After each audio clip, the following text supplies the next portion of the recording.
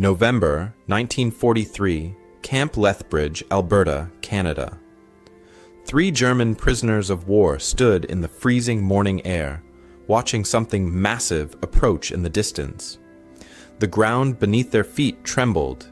A low rumble grew louder with each passing second. Hauptmann Ernst Weber squinted through the snow, trying to make sense of what he was seeing. The machine was enormous, a locomotive pulling some kind of specialized car with a giant circular blade on the front. Metal teeth jutted out from the spinning mechanism like the jaws of a mechanical monster. Weber's first thought was simple and terrifying. They're going to execute us with it. He wasn't alone in his fear. Next to him, young Gefreiter Klaus Hoffmann had gone pale, his breath coming in short, panicked gasps that created small clouds in the cold air. On Weber's other side, an Obergefreiter Friedrich Müller stood quietly, his teacher's mind trying to puzzle out what they were witnessing.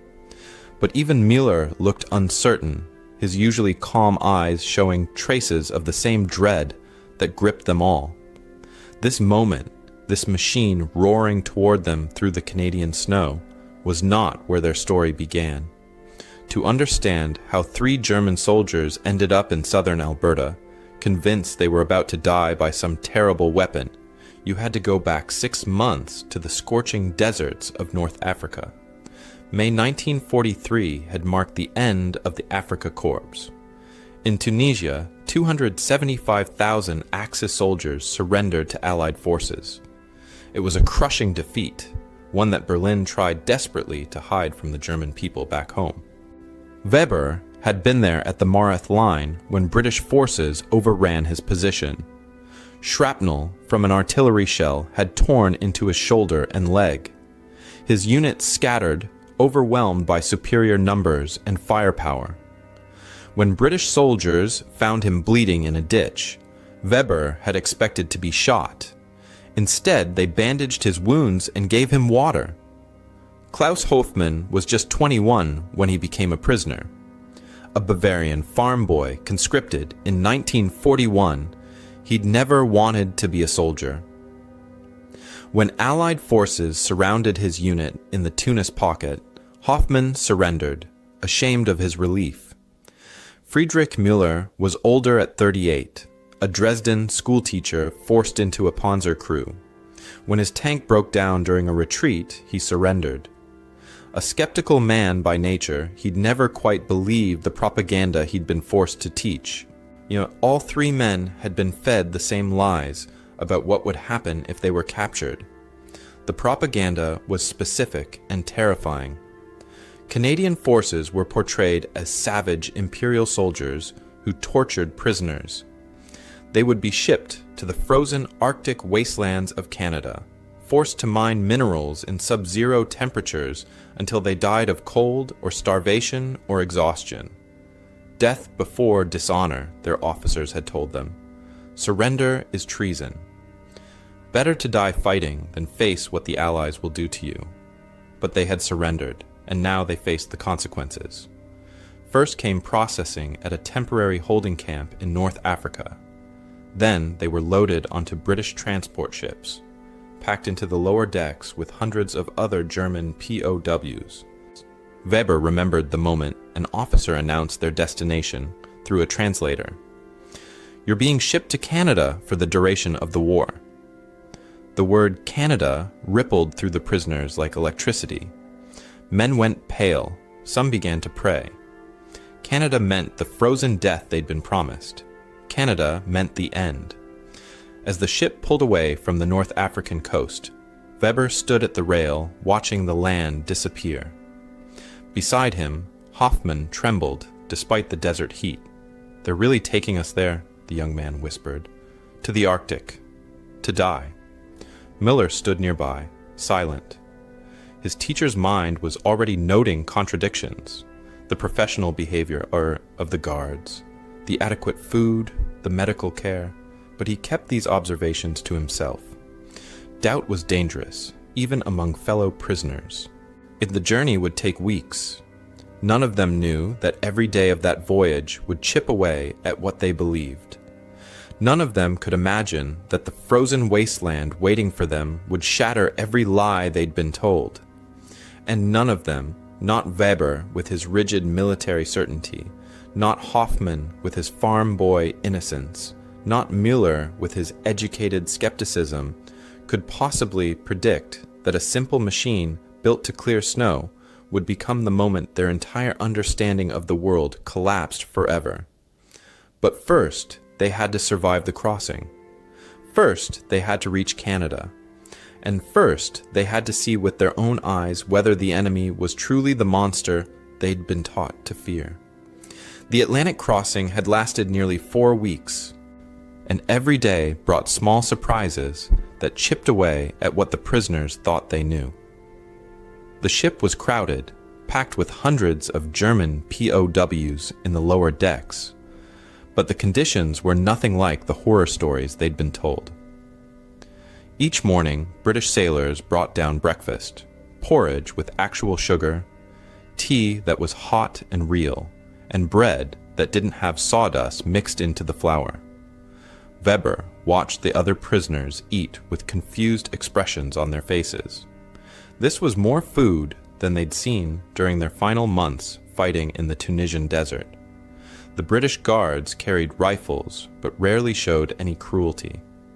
They were professional soldiers doing a job, not the savage torturers described in German propaganda. When one young prisoner got into a fight over a sleeping spot, or the guards separated them firmly but didn't beat anyone, Weber had seen Wehrmacht officers whip soldiers for smaller offenses. This restraint felt wrong, like a trick he couldn't quite figure out. Müller studied everything from the deck. In Liverpool, he watched ships loading endless supplies. The port was busy, not devastated, as German newsreels claimed. Where was the desperation? Müller kept his observations to himself. Hoffmann was miserably seasick for the first week. The North Atlantic in November was brutal, with waves that tossed the ship like a toy. A British medic gave him pills that actually helped settle his stomach. The medic even asked about his family, showed him a photo of his own children back in England. Hoffmann found himself talking about his younger brother, still fighting somewhere on the Eastern Front, and the medic nodded sympathetically. "Hope he makes it home safe, lad," he said. The kindness confused Hoffmann more than cruelty would have. Enemies weren't supposed to care about each other's brothers. The transfer to a Canadian ship brought even better conditions. Instead of hammocks, they had actual beds with mattresses. The meals came 3 times a day on a regular schedule. There was coffee, real coffee, not the burnt grain substitute they'd been drinking in the Wehrmacht for 2 years. Canadian guards were more relaxed than the British, willing to have brief conversations with prisoners who spoke English. One guard, a man named Corporal MacDonald, offered Hoffmann a cigarette during a deck break. When Hoffmann hesitated, MacDonald smiled. "Go on, son. We're not monsters."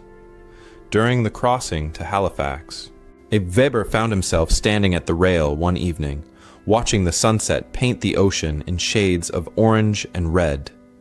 Another prisoner joined him, a former factory worker from Munich. "They're feeding us better than our own army did," the man whispered. "Why would they do that if they plan to kill us?" Weber had no answer. The contradiction gnawed at him. Everything his officers had told him, everything the propaganda films had shown, said the Allies were barbaric and desperate, but desperate nations don't waste good food on enemy prisoners. Halifax appeared through morning fog. The enormous harbor bustled with ships and cranes. The prisoners were marched into a heated processing building. Heated. In Germany, civilians froze while Canadians warmed enemy prisoners. The medical examination was thorough and professional. A Canadian doctor looked at Weber's wounds, which had mostly healed during the voyage. The doctor cleaned them again, applied fresh bandages, and made notes on a chart. "You'll be fine," he said through a translator. "We'll keep an eye on these to make sure there's no infection."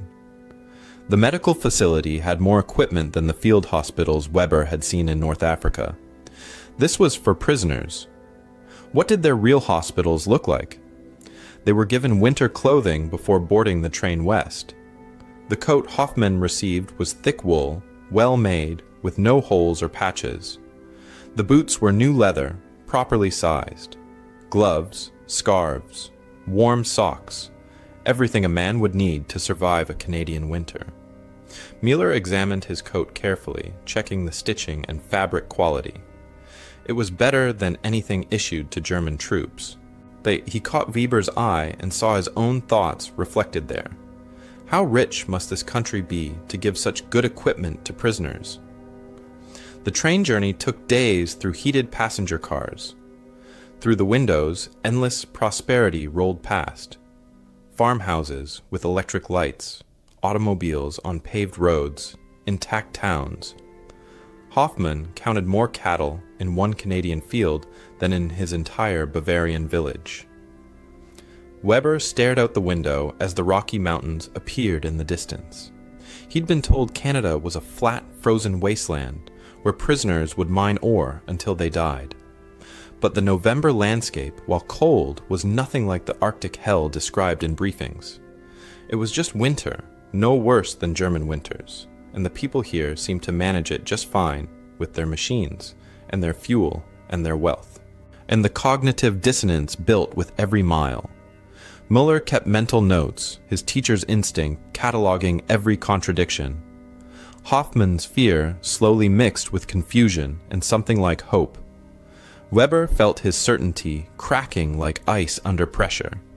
They'd been told lies about the journey. What else had been a lie?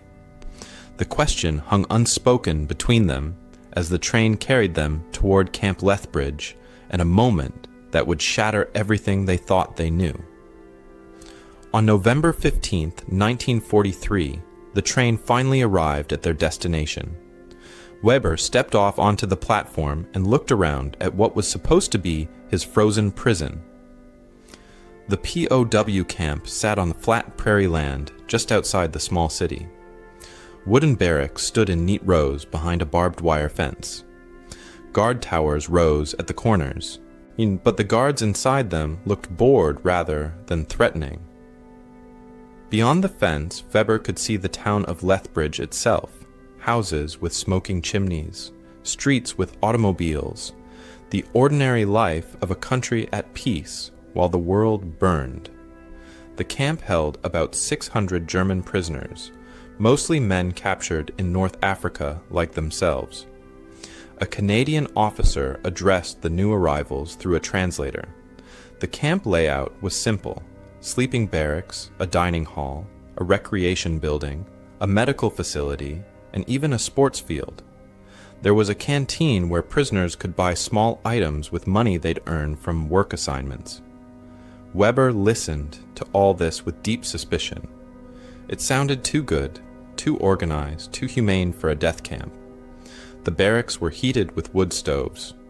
When Weber walked into the one assigned to him, warmth hit his face like a physical thing.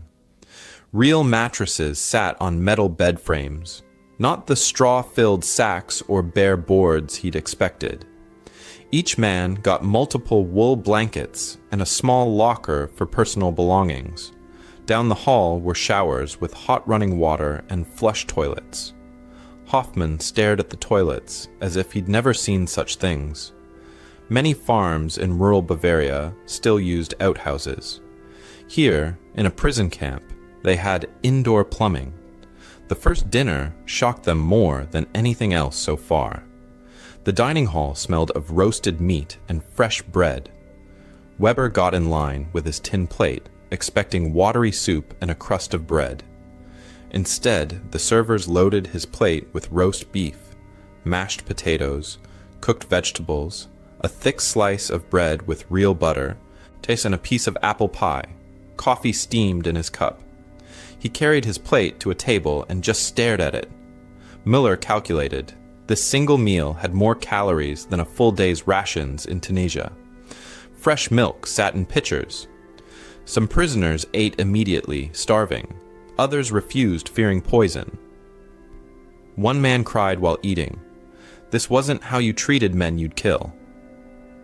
After dinner, the camp commandant gave a formal orientation speech. Through the translator, he explained the rules and routines. Each prisoner would receive 3,000 calories of food per day. Work assignments would last 8 hours with weekends off.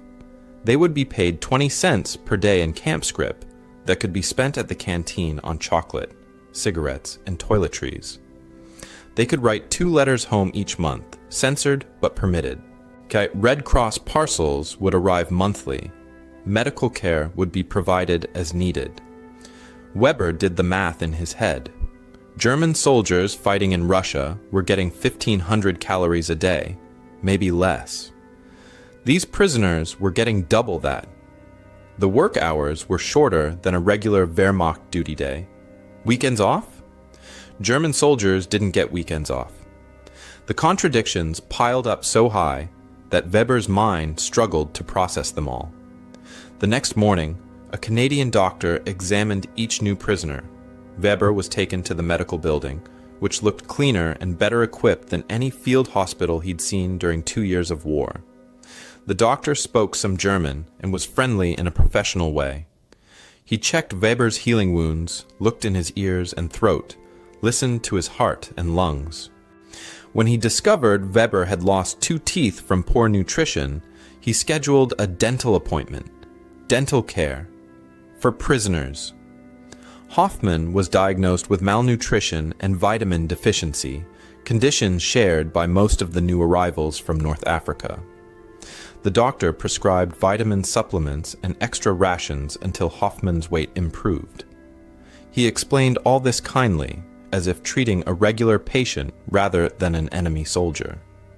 Hoffman left the medical building completely confused about what kind of captivity this was supposed to be. That first night, arguments filled the barracks. Hardliners insisted this was temporary. Germany would win, then executions would come. But Weber's certainty was cracking. Through the window, guards laughed casually. Beyond them, Lethbridge's electric lights burned freely. Hoffman pulled his blankets up to his chin, amazed at how warm he felt. The wood stove crackled pleasantly in the center of the room. His stomach was full for the first time in months. His body ached less now that he'd had that medical examination and been given ointment for his various pains. He thought about his mother back in Bavaria, probably cold and hungry, while he slept warm and fed in an enemy prison camp. The guilt was crushing, but so was the relief. Weber's last thought before falling asleep was about tomorrow. They would start work assignments in the morning. That's when the real nature of this place would reveal itself, he told himself. That's when the illusion would crack and the true horrors would begin. He had no idea that tomorrow would bring something far more shocking than horror. It would bring a machine that would destroy every certainty he'd ever held about the world and his place in it. Morning roll call came at 7 o'clock, and the prisoners were divided into work gangs. Weber, Hoffman, and Muller found themselves assigned to a railway maintenance crew working for the Canadian Pacific Railway. The CPR had a contract with the POW camp to provide labor for track maintenance and snow clearing operations. Their supervisor was a man named Jack Morrison, a 55-year-old former railway engineer with a gruff voice and calloused hands. He looked the prisoners over with a practical eye, not cruel, but not particularly friendly either.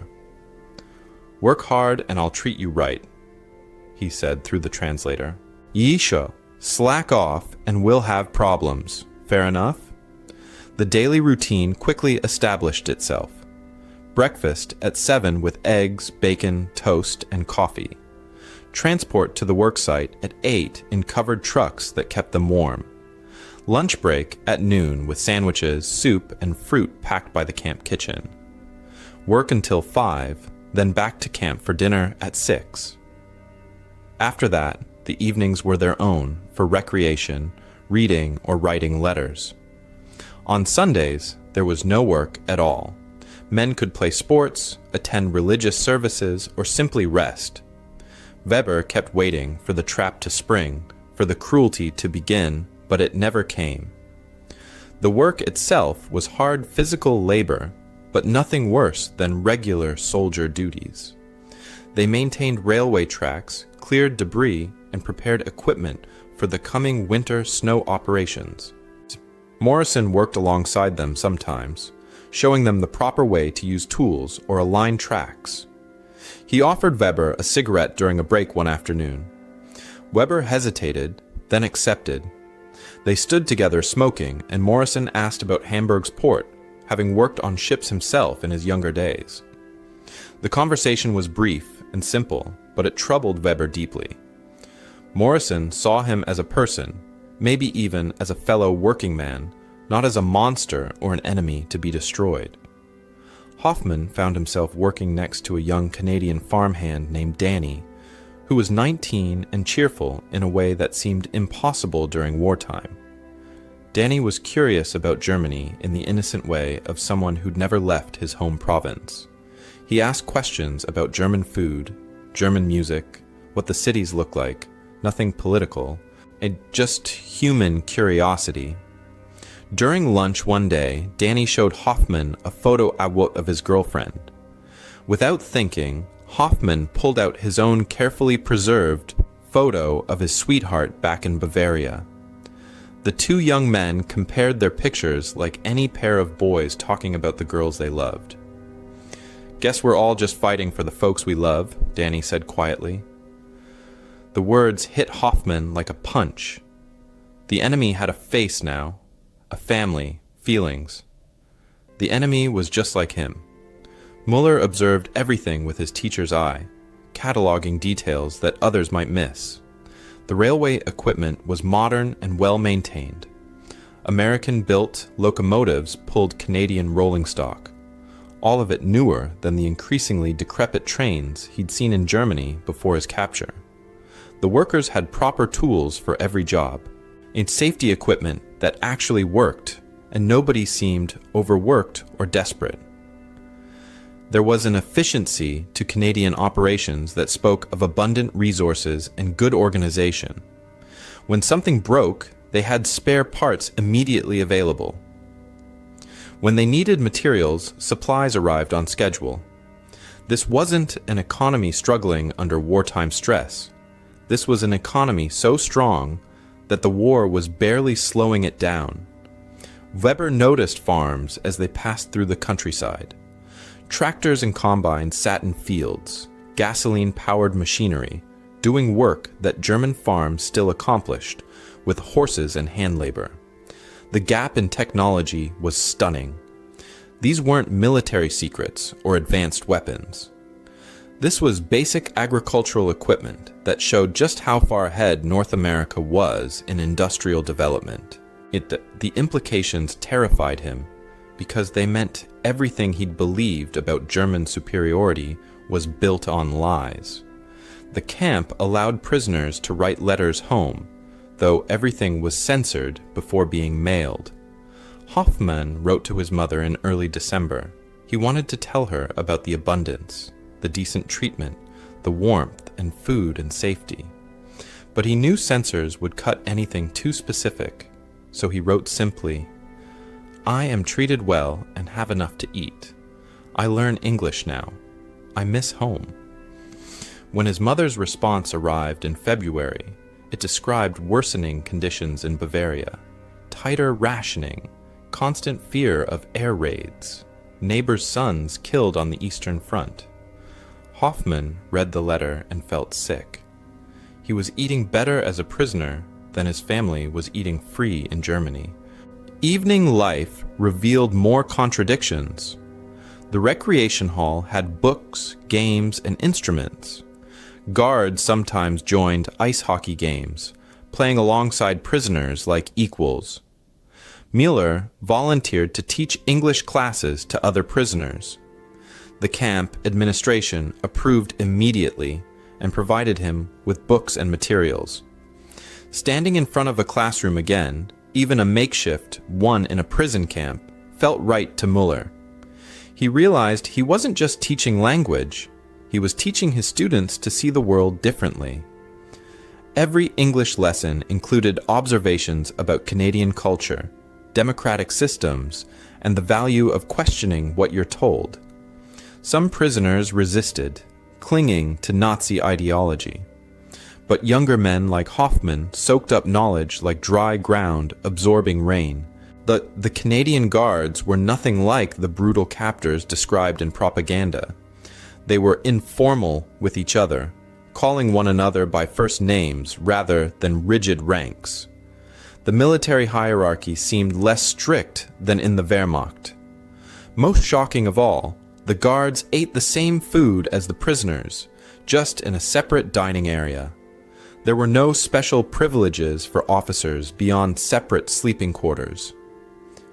Weber struggled with this casual equality. It felt wrong, according to everything he'd been taught about proper military order. But Hoffman found it comforting, this sense that Canadians saw all men as fundamentally equal, regardless of rank. December brought news that filtered into the camp through newspapers and official announcements. The Allies were advancing in Italy. Germany was being pushed back on multiple fronts. Hardline prisoners insisted these were temporary setbacks, that secret weapons would turn the tide. But Weber looked at the evidence around him, the endless supplies, the industrial capacity, the well-fed population, and knew in his heart that Germany couldn't win. You couldn't defeat an enemy that built specialized machines just to move snow off railway tracks. Miller kept a secret diary, writing in a simple code and hiding the pages in his mattress. If discovered, it could mean death, but the truth was too important to lose. He listed every contradiction between propaganda and reality: the food abundance, the medical care, the casual kindness, the technological superiority, the peaceful, prosperous countryside. Every entry was evidence that everything they'd been told about the Allies was a lie. And if that was a lie, when what else had been false? The racial theories? The promise of victory? The justification for the war itself? As Christmas approached, the camp administration announced they would hold a holiday celebration. Prisoners were skeptical. Surely this was propaganda, a staged event? But the preparations seemed genuine. Guards decorated the recreation hall with care, as if this actually mattered to them. Weber watched Canadian soldiers hanging lights and paper decorations, laughing and joking with each other. These men were going to celebrate Christmas with their enemies. The cognitive dissonance was becoming unbearable. Late one night, Hoffman whispered to Miller across the dark barracks, "What if everything we were taught was wrong?" Miller didn't answer immediately. Other prisoners were sleeping around them, and such questions were dangerous even here. Finally, he whispered back, "I think we both know the answer to that. The hard part is accepting it." Hoffman was quiet for a long moment. "I don't want to go back," he finally admitted. "I don't want to return to a Germany that lied to us like this." Miller understood completely. How could any of them go back to believing what they'd believed before? In mid-January, word spread through camp that Morrison would be bringing in special equipment to demonstrate winter railway operations. The prisoners didn't understand what this meant. Some rumors claimed it was a new kind of work machine. Others, darker whispers, suggested it might be an execution device. The paranoia that propaganda had planted in them still had roots, even after weeks of decent treatment. Whatever this machine was, they would see it soon. And for three men in particular, what they were about to witness would be the final blow to every lie they'd ever been told. A brutal cold snap hit southern Alberta in mid-January 1944. Temperatures dropped to 30 degrees below 0 Celsius, cold enough to freeze exposed skin in minutes. Then came the snow. Over 60 centimeters fell overnight, the heaviest snowfall the region had seen in decades. The railway line, that ran past the camp was completely blocked, buried under massive drifts that rose higher than a man's head. This was a critical supply route, and Morrison explained they needed to clear it quickly. "We're bringing in the rotary plow," he told his work crew through the translator. "You'll want to see this." The prisoners didn't understand what a rotary plow was. There was no German word for it, no equivalent in their experience. Rumors spread through the camp that night. Some said it was a special machine for mining or construction. Others whispered darker theories. A few hardline Nazis claimed the Canadians were finally showing their true colors. This was the execution device they'd been waiting to use. The word spread. Tomorrow, they're bringing in a special machine. 50 German prisoners would be gathered to witness it. January 15th dawned bitterly cold and clear. Weber, Hoffmann, and Müller were among the group marched out to a railway siding near the camp. Canadian guards and civilian workers stood around, bundled in heavy coats, their breath creating clouds in the frozen air. Everyone seemed to be waiting for something. Then Weber felt it, a vibration in the ground beneath his feet, faint at first but growing stronger. Oh, a sound like distant thunder rolled across the prairie. In the distance, a massive locomotive appeared, pulling something Weber had never seen before. The front of the machine featured an enormous circular mechanism, at least 10 feet across, with metal blades arranged in a spiral pattern. Sharp teeth jutted out from the edges. As it came closer, the ground trembled more violently. Black smoke poured from the locomotive's stack. The rotating mechanism at the front looked like the mouth of some mechanical beast, waiting to devour whatever stood in its path. Terror rippled through the group of prisoners. Hoffmann went pale, his legs shaking so badly he could barely stand. "What is that thing?" someone whispered in German. Another prisoner answered with certainty born of propaganda and fear. "It's for grinding prisoners. And I heard they use machines like this." The panic was spreading. Several men looked around desperately for escape routes, but guards surrounded them on all sides. Weber's military training kicked in automatically. He assessed the situation, distance to the fence, number of guards, location of their weapons. If this was an execution, should he try to fight? Should he grab Hoffmann and run? Then Müller grabbed Weber's arm hard enough to hurt. "Wait," he hissed. "Look at the Canadians." Weber forced himself to look. Morrison was walking toward them with a huge grin on his weathered face. The other Canadian workers were smiling too, pointing at the approaching machine with obvious excitement. These weren't the faces of men about to commit murder. These were the faces of people eager to show off something impressive. Morrison reached the group of prisoners and spoke enthusiastically. The translator struggled to keep up. "Watch this, boys. This is a real engineering marvel. You're about to see something special." The locomotive positioned itself at the edge of the massive snowbank that blocked the tracks. Steam hissed from various valves. Then the engineer powered up the rotary mechanism. The blades began to spin, slowly at first, then faster and faster, until they became a blur of metal, rotating at over 100 revolutions per minute. The locomotive inched forward into the wall of snow. What happened next was so spectacular that several prisoners gasped out loud. The spinning blades hit the packed snow and exploded it into the air. A fountain of white spray shot 40 feet up and arced over the adjacent fields like water from a massive sprinkler. The machine moved forward at walking pace, maybe 3 or 4 kilometers per hour, but it carved through the drift as if the snow were made of paper. In seconds, it had cleared a path the width of the railway tracks, perfectly clean, down to the wooden ties and steel rails. Canadian workers cheered and clapped. Morrison turned back to the prisoners, still grinning. "That's how we keep the trains running in winter," he announced proudly. Then he saw the expressions on the prisoners' faces, the terror, the confusion, the dawning realization, and his smile faded, "What's wrong?" he asked. The translator explained haltingly that the prisoners had thought they were going to be executed with the machine. The color drained from Morrison's face. He looked horrified. "Kill you? It's a snowplow. It's for clearing tracks." He turned to the guards, who were equally shocked. One guard swore under his breath. "Jesus, is that what they told you we're like?" Morrison insisted the translator make absolutely clear what the machine was for: removing snow and nothing else, only snow, never anything else. He had the engineer demonstrate again, moving even more slowly so the prisoners could see exactly what was happening.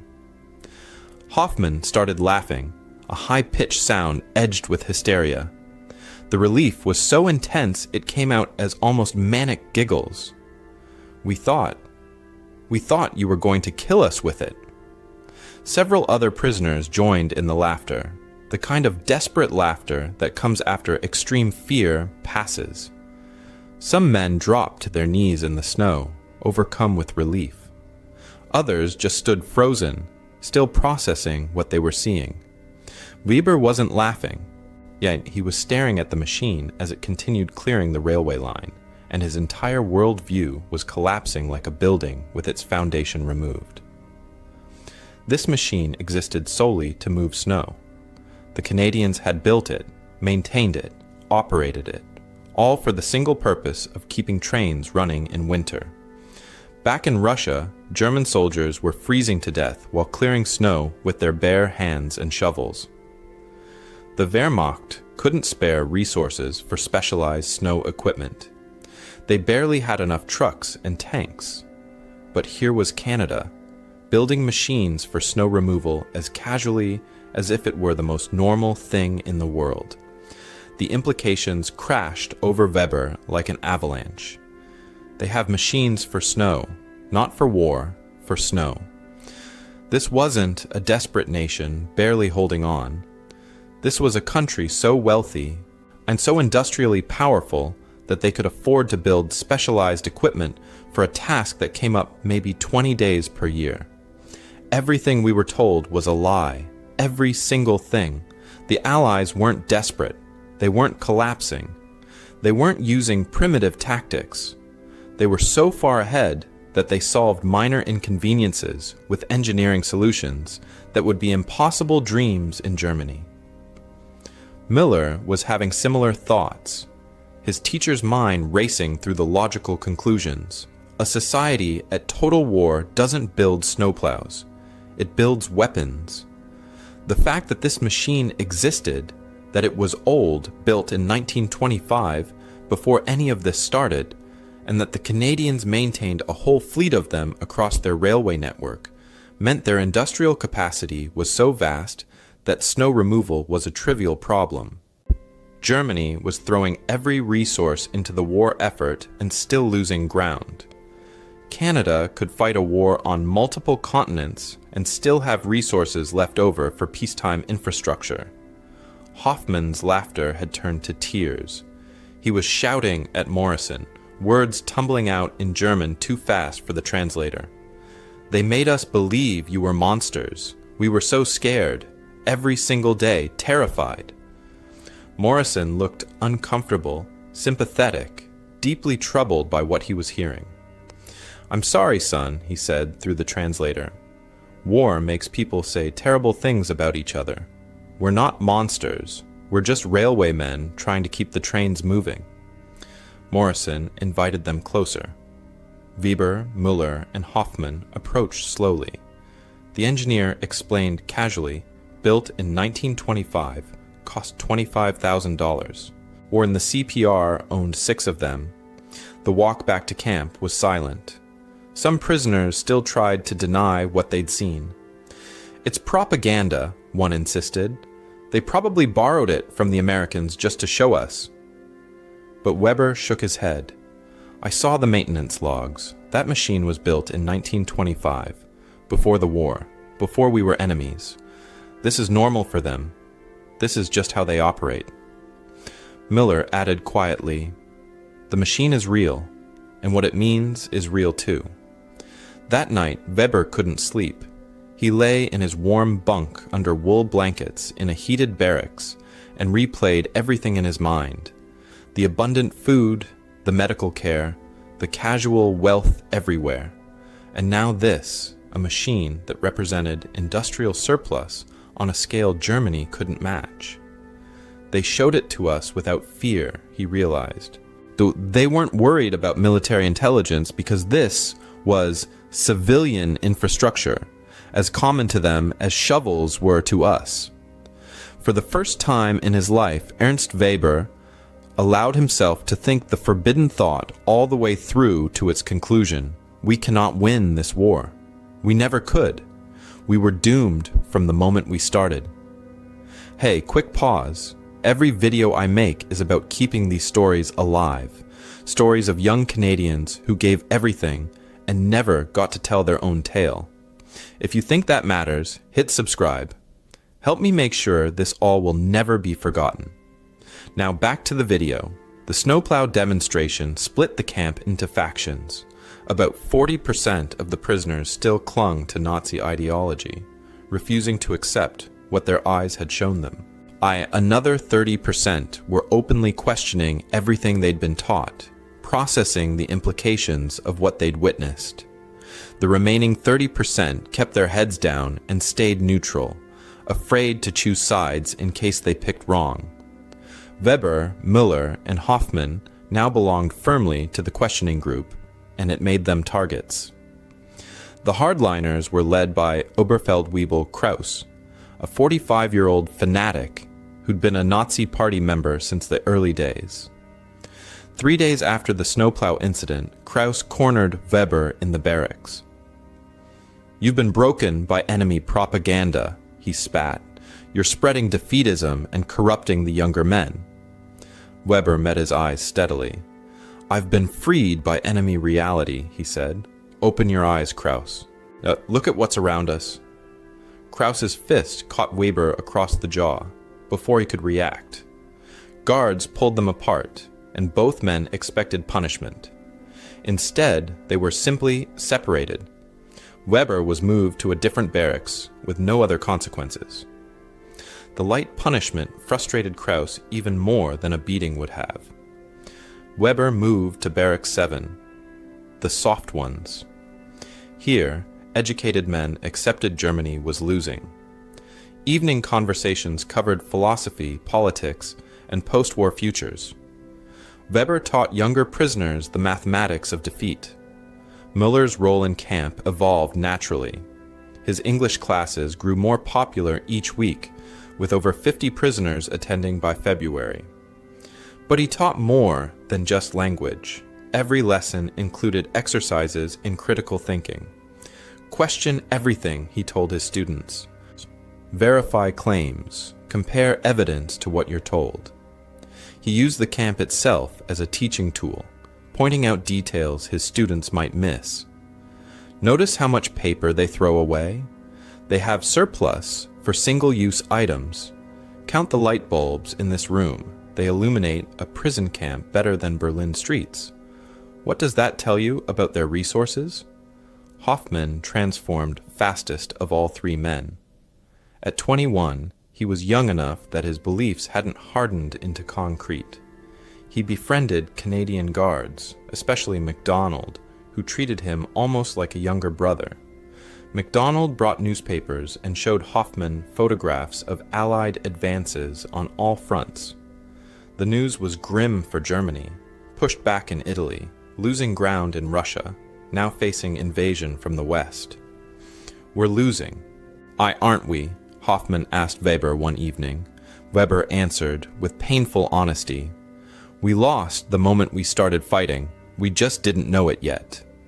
Letters home became exercises in frustration. Hoffmann wrote to his mother in February, desperate to tell her about the abundance, the kindness, the safety he'd found. But censors would cut anything too detailed, so he wrote carefully, I am healthy and working. Food is adequate. I learn English now. May be useful after the war. What he wanted to write was that he ate better as a prisoner than she did at home. that the enemy showed more care for him than his own government ever had.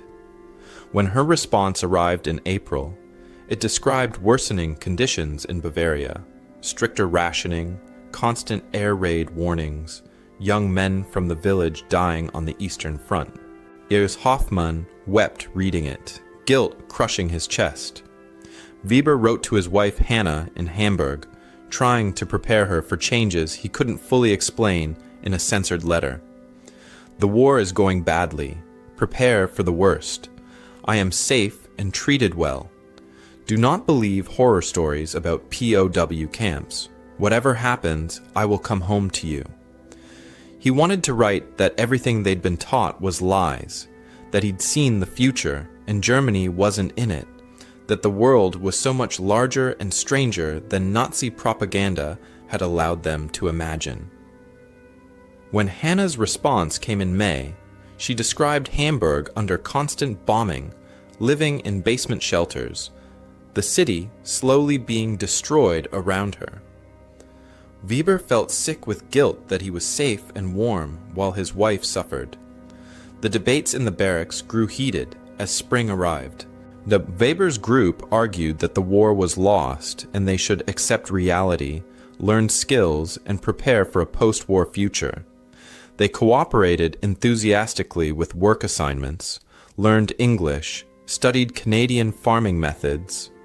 Krauss's hardliners insisted Germany would still win through secret weapons or force of will.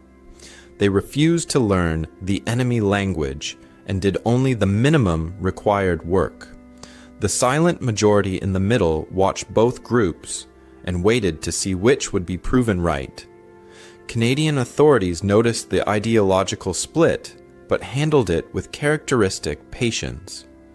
The commandant's policy was to encourage transformation without forcing it. Prisoners who cooperated got small privileges, extra canteen access, better work assignments, more recreation time, and hardliners were tolerated as long as they didn't cause violence. The Canadian approach was simple. Given time, decent treatment, and undeniable evidence, most men would come around on their own. By late 1944, this strategy was working. The majority of prisoners had shifted toward acceptance. Morrison developed real respect for Weber's work ethic and promoted him to crew foreman, putting him in charge of other German workers. Weber found himself managing prisoners under Canadian oversight, a position of trust he never expected to hold. One afternoon, Morrison said casually, "You're good at this railway work. Ever consider staying in Canada after the war?" Weber laughed, but the question planted a seed. Could he stay? Start a new life? Leave devastated Germany behind and build something here? But Hannah was in Hamburg. His duty was to her, trying to help rebuild what had been destroyed. Still, the possibility lingered in his mind. MacDonald's relationship with Hoffmann became almost paternal. He taught the young German how to play ice hockey during recreation time, showed him photographs of his family farm in Saskatchewan, talked about crops and seasons and the rhythms of prairie life. One day he said, "After the war, if you need work, look me up. Brother-in-laws always looking for good farmhands." Hoffmann realized the enemy was offering him a future, opportunity, a chance at a normal life. He compared this to Germany. What future waited there for a defeated soldier? What work would exist in a ruined country? The contrast was stark and painful. Easter 1944 brought transformation. At the chaplain service, Weber heard, "God sees no uniforms, or only souls." He wept, his first tears since capture. Afterward, the chaplain said, "Doubt is the beginning of wisdom."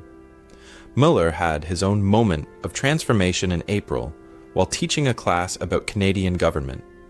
A student asked how democracy could possibly work. Who made decisions if everyone had a vote? Muller explained parliamentary systems, elections, multiple political parties, peaceful transfers of power. As he spoke, he realized he was teaching ideas that Nazi ideology called weak, chaotic Jewish conspiracies, but the evidence was all around them. Canada was stable, prosperous, powerful, and democratic. Germany was totalitarian and losing on every front. Maybe democracy wasn't weak. Maybe it was stronger. The thought was dangerous enough to get him executed if Germany won.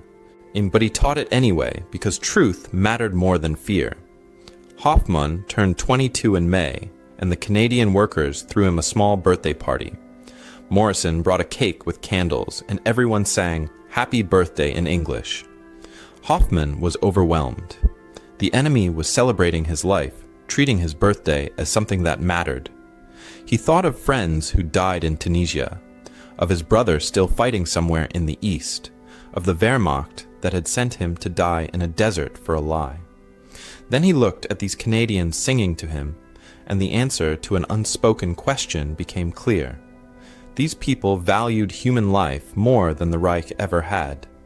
The government that claimed to care about German blood had thrown it away by the millions. These foreigners, these supposed enemies, gave him cake and sang to him on his birthday. News of D-Day reached the camp on June 6th. Allied forces had landed in Normandy. Guards celebrated while hardline prisoners insisted it was a temporary setback that Germany would soon reverse. Weber's group studied the maps and did the mathematics. Thousands of ships, millions of men, industrial capacity demonstrated on a massive scale. The snowplow train multiplied 1 million times. Younger prisoners were doing the calculations too, and the conclusions were inescapable. Krauss's influence was fading as evidence mounted that the war was truly lost. By summer's end, the transformation was nearly complete. 60% of the camp now accepted reality. Only 15% remained hardline believers. The rest had given up neutrality and chosen acceptance. The camp atmosphere grew more cooperative and peaceful. Work output improved. Discipline problems decreased. The Canadian model of patience and decent treatment was working exactly as planned. Mueller's secret diary had grown to over 50 pages, all carefully hidden in his mattress seam. He documented everything: the food, the medical care, the technology, the casual wealth, the democratic society. He analyzed why Germany had lost before the fighting even began. Free societies innovate, he wrote. Dictatorships stagnate. We were doomed from the start. The snowplow train proved it. Someday, if he survived, he would publish this diary. Germany would need to understand what had gone wrong, why the lies had been so complete, how to build something better from the ruins. As 1944 drew toward its close, 3 men who'd arrived as terrified prisoners were becoming something else. Students of a system they'd been taught to hate, witnesses to truths that contradicted everything they'd known, and reluctant believers in the possibility that the enemy might actually be right about democracy, freedom, and human dignity. The snowplow train had cleared more than snow that January day. It had cleared a path through decades of propaganda, and now 3 men walked that path toward an uncertain future, carrying knowledge that would make going home almost impossible. The news came on April 30th, 1945. Hitler was dead by his own hand in a bunker beneath burning Berlin. A week later, on May 7th, Germany surrendered unconditionally. The camp commandant gathered all 600 prisoners in the yard and announced that the war in Europe was over. Weber stood in formation listening to those words and felt nothing like he'd expected. There was relief that the killing had stopped, grief for his destroyed homeland, fear for Hannah, whose last letter had been months ago, and guilt, crushing guilt that he'd been safe and warm and well-fed while Germany burned. Hoffmann cried openly, and he wasn't alone. Dozens of young prisoners wept for wasted years, for dead friends, for the homes they'd never see again or would find in ruins.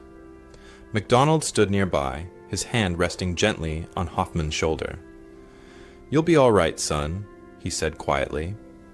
But Hoffman shook his head. "Will I? What's left to go home to?" The question hung in the air with no good answer. Müller remained quiet, his teacher's mind already shifting to what came next. He thought of Dresden, and firebombed in February just 3 months earlier. His sister Greta had lived there. He'd received no letters from her since January. Deep down, he knew she was dead, consumed by the same fire that had killed 30,000 others in a single night. He clutched his hidden diary, now over 100 pages. This knowledge was why he'd survived. Germany would need truth-tellers to rebuild properly. The hardliners had one last moment of denial. Krauss and his remaining followers, maybe 30 men out of 600, insisted the surrender was fake propaganda. Germany had secret weapons, they claimed. Hitler would return. They would resist until the Reich rose again. The camp administration tolerated this delusion with the same patience they'd shown for 3 years. Let time and evidence do the work. Within months, even Krauss would have to accept reality. Repatriation would take months. Europe was devastated. Camp life continued, but different now. An immigration program was announced. Canada needed agricultural workers. Hoffman's hand shot up immediately. This was home now. Weber wrestled with a harder choice. In July, he finally received a letter from Hannah. She'd survived. She was living with her sister in the countryside outside Hamburg. The city was 60% destroyed, she wrote. No work, little food, devastation everywhere. "Come home," she pleaded. "We'll rebuild together." Weber stared at that letter for hours. Morrison's offer still stood: good railway work, decent pay, a future in Canada. He could bring Hannah here, start fresh. But could she forgive his transformation? Could she accept the new Weber who questioned everything their old world had taught them? Hoffman applied for the agricultural immigration program in August. MacDonald's brother-in-law in Saskatchewan needed farmhands and agreed to sponsor him. But Canadian immigration required family permission from Germany. Hoffman wrote the hardest letter of his life to his mother. "I want to stay in Canada and build a new life here. Please understand. Please give me your blessing." The wait for her response was agony. When it came in November, he wept reading her words. "If you must stay away, at least you'll be safe and fed. You have my blessing, my son. Be happy." Müller was granted permission to teach full-time while waiting for repatriation. He created an educational program preparing prisoners for democratic Germany, civics, accurate history, economics, critical thinking, over 200 men enrolled. "We must return not as defeated soldiers, but as educated citizens," he told his students. "Germany needs builders, thinkers, questioners. We must ensure the lies that destroyed us never take root again." The camp administration supported him fully, providing books, materials, and classroom space. The final months in Canada carried a bittersweet quality. Men prepared for diverging futures, some returning to Germany, some staying in Canada, some still uncertain. Friendships had formed across what used to be enemy lines, and now those friendships faced separation.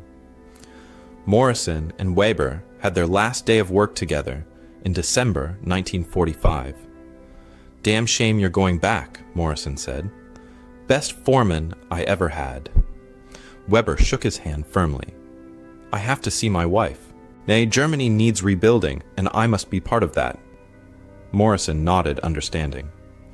"If it doesn't work out, you've got a place here. Remember that." Weber thanked him, his voice thick with emotion. "You treated me like a man, not an enemy. I'll never forget that." Morrison smiled sadly. You were never an enemy to me, Ernst. Just another working man trying to get by. In January 1946, MacDonald drove Hoffman to Saskatchewan to meet his sponsor. The long drive was mostly silent, both men processing the goodbye. "Proud of you, kid," MacDonald finally said. "Takes real courage to start over in a foreign country." Hoffman's eyes were wet. "You saved my life. Not from death, from hate. You showed me people could be decent across any divide." MacDonald's own voice wavered. "You saved your own life by being willing to learn. I just helped clear the path." Hoffman smiled through tears, like a snowplow train. They both laughed and cried. At the farm, they shook hands one last time. "Write to me," MacDonald said. "Let me know how you do." Hoffman promised he would. Muller taught his final class in February 1946 to 50 graduating students. He handed out certificates the camp had made, simple paper, but meaningful. "Return to Germany with open eyes and open minds," he told them. "Question authority. Demand evidence. Think critically. Build a Germany worthy of your children." The students applauded, many weeping. Muller's diary was carefully hidden for the journey home. If the wrong people found it, he'd be executed. But the knowledge was too important to destroy. The transport ship left Halifax in March, carrying Weber and Muller among hundreds of repatriated POWs. Hoffman stayed behind, beginning his new Canadian life. The goodbye at the dock was emotional. 3 men who'd arrived together 3 years ago were splitting forever. They promised to write, to stay in touch, to remember what they'd learned together. Then Weber and Muller boarded the ship and watched Canada fade into the distance. The Atlantic crossing reversed their arrival. "Everything's different now," Weber said. "I'm different." The ship carried POWs, telling similar stories: abundance, decent treatment, shattered propaganda. Then came occupied Germany. The devastation was worse than imagined. Weber whispered, "My God, what have we done?" The contrast to Canadian abundance was absolutely stark. There, people complained about minor shortages. Here, families starved in cellars. There, electric lights burned freely. Here, cities sat dark and broken. There, machines cleared snow from railways. Here, there were barely any functioning railways left to clear. The full weight of defeat crushed down on every returning prisoner as they crossed into the wasteland that used to be Germany. Weber reached Hamburg in May after weeks of searching and found Hannah living in a basement with 3 other families. Their reunion was joyful but strained. She'd aged 10 years in 3. He looked healthy and well-fed, which made his guilt unbearable. That first night, cramped in the cellar with no privacy, Hannah whispered, "You look so well. We've been starving." Weber felt sick. "I ate better as a prisoner than you did free." He wanted to tell her everything he'd learned, but it was too dangerous, too painful, too soon. She noticed the change in him, though. "You're different." What happened there? Weber could only say, "I learned the truth about everything. We'll talk when it's safer." Muller arrived in Dresden to find 90% of the city destroyed. His sister was confirmed dead in the February firebombing. Standing in the ruins of her home, Muller held his diary close. "This is for you, Greta," he whispered to the ashes. "Truth will rebuild what lies destroyed." With no family left, he immediately sought out education authorities in the British occupation zone and offered his services. He had knowledge Germany desperately needed, even if he had to hide how he'd gained it. The winter of 1946 to 47 was the coldest in decades, and Germany had almost no fuel. People froze in unheated buildings while food shortages brought widespread starvation. Weber worked brutal reconstruction labor in Hamburg's ruined port, thinking constantly of heated Canadian barracks and 3 meals a day. One night, shivering under thin blankets, he thought about the snowplow train and almost laughed at the dark irony. They have machines for snow, he remembered. We're freezing with nothing. Letters from Hoffman arrived regularly, describing his new Canadian life, working on a farm, learning to drive tractors, meeting a girl, getting engaged. Weber read them to Hannah, evidence of the path he'd chosen not to take. "Do you wish you'd stayed?" she asked quietly. Weber answered honestly, "Sometimes, but you're here. Oh, Germany needs us both to rebuild." It was true, but some nights he wondered what life would have been like if he'd accepted Morrison's offer and brought Hannah to a country where snowplow trains cleared paths to the future instead of the past. The 1950s brought slow recovery to Germany and diverging paths for 3 men shaped by a Canadian prison camp. Weber rebuilt Hamburg's port using lessons learned from Canadian railway work. When Marshall Plan money arrived in 1948, he pushed for mechanization, worker safety programs, and efficient systems that respected laborers rather than just using them. By 1952, he was promoted to port operations manager. Hamburg's port became a model for West German reconstruction, and Weber credited his approach to what Morrison had taught him, that respecting workers and improving systems created better results than fear and punishment. He and Hannah had 2 children, a daughter in 1949 named Greta after Müller's sister, and a son in 1953 named Klaus after Hoffman. The family rebuilt their lives from the ashes, and Weber stayed in touch with his Canadian friends through letters that crossed the ocean regularly. Müller escaped Soviet-controlled Dresden in 1949 and moved to West Berlin, where he was hired by the Education Ministry to help rebuild Germany's school system. His mission was democratization, teaching students to think critically, question authority, and demand evidence rather than accepting propaganda. He used his POW experience as a blueprint, though he kept the details vague at first. In 1952, he published his secret diary under the title Snowplow: How Truth Cleared My Path. The book became a minor bestseller in West Germany and sparked controversy. Some praised his honesty about how Allied captivity had opened his eyes. Others condemned him as a defeatist who'd been corrupted by enemy propaganda. Müller defended his work simply. Truth is uncomfortable but necessary for democracy. He never married, pouring his energy into students who became his family, determined that the next generation would never fall for the lies that had destroyed his.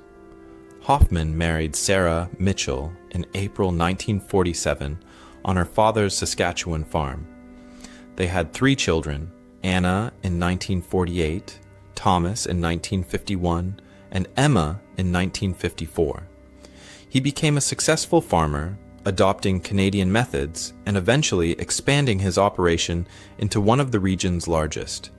He gained Canadian citizenship in 1952 and never returned to Germany permanently, though his mother visited him in 1956. When she saw his prosperous farm, his healthy children, and his peaceful life, she wept and told him, "I understand why you stayed." Hoffman's English became perfect with only a slight accent. His children grew up Canadian, learning German from their father, but belonging completely to their adopted country. He helped other German immigrants settle in the area and told his story at schools, a tale of transformation, integration, and choosing love over hate. In June 1960, 15 years after the war's end, MacDonald organized a reunion at Lethbridge. Former POWs and their Canadian guards and supervisors gathered to remember those strange years when enemies became something closer to friends. Weber traveled from Hamburg or his first time back in Canada since leaving in 1946. Hoffman drove from his Saskatchewan farm. Mueller flew from Berlin on his first transatlantic flight. Morrison, now retired, hosted a dinner at his home. They visited the old camp, weathered buildings, sagging roofs. Weber stood silent, flooded with memories. Hoffman touched a wall. "This place saved my life." Miller nodded. "Changed all our lives." Morrison arranged a special visit to the CPR depot, where the snowplow train was kept. The same Leslie rotary snowplow, now 35 years old, still sat on the tracks in working condition. The engineer demonstrated its operation, clearing a test section of old snow. 4 men watched, 3 former POWs and 1 former guard, 16 years after that terrifying January morning. Weber laughed, in the sound carrying genuine amusement now rather than fear. "I was so terrified of this thing. I really thought you'd kill us with it." Morrison shook his head, still troubled by the memory. "The fact that you believed that shows how badly propaganda had poisoned your minds." Hoffman said, "This machine taught me to question everything I'd been told." Miller added, "It's in my book." Chapter 5, The Machine That Changed Minds. They took photographs, creating a historical record of 4 men and the machine that had transformed them. The formal dinner that evening brought together over 30 people, former prisoners, guards, and civilians who'd worked with the POWs. Stories flowed freely about work details, ice hockey games, English lessons, and the slow transformation from suspicion to understanding. Weber gave a short speech. "We came as enemies. You made us human again." Morrison responded simply, "You were always human. We just reminded you." Miller presented signed copies of his book to the Canadian hosts. Hoffman introduced his family, Sarah and their 3 children. His daughter Anna, 12 years old, said, "Daddy never stops talking about this place." Weber knelt down to her level. "Your father is a brave man. He had the courage to admit he'd been wrong and to build something new. Never forget that." Late that night, the 3 former POWs sat on Morrison's porch, smoking and talking under prairie stars. Weber asked Mueller, "Do you ever regret returning to Germany?" Mueller considered the question carefully. "No. Germany needed teachers, needed people willing to tell the truth. It's been hard, but necessary." Hoffman asked the mirror question, "Do you regret staying in Canada?" He shook his head. "Never. This is home now. But I miss Germany sometimes. Miss what it could have been."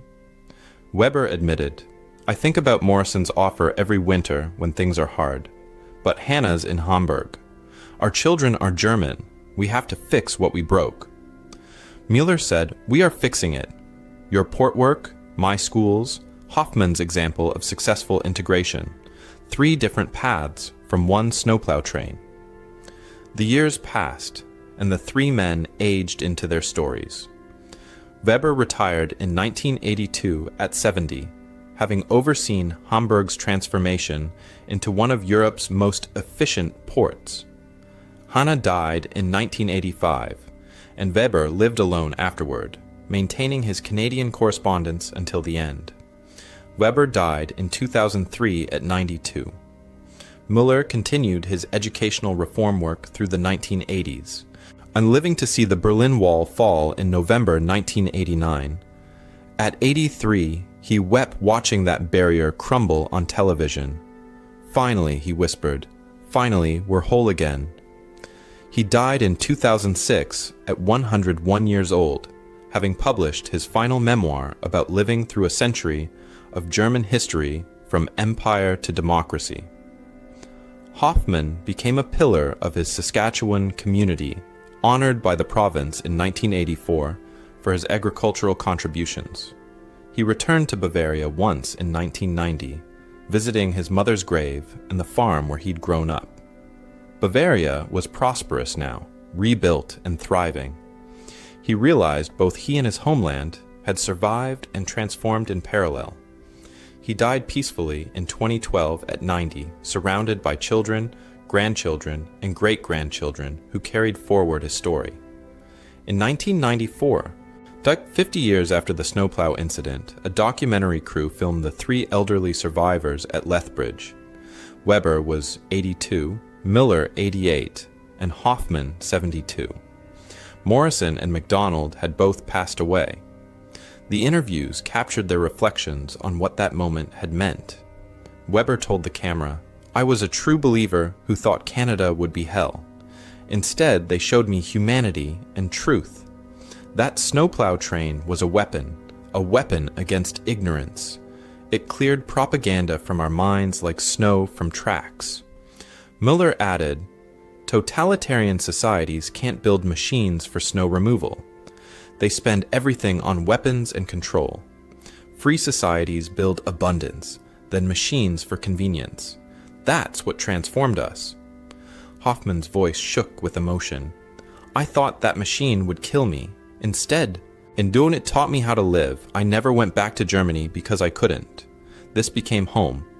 I'm Canadian now, but I remember being German, and I remember the day a machine taught me that enemies are just people on different sides of a conflict."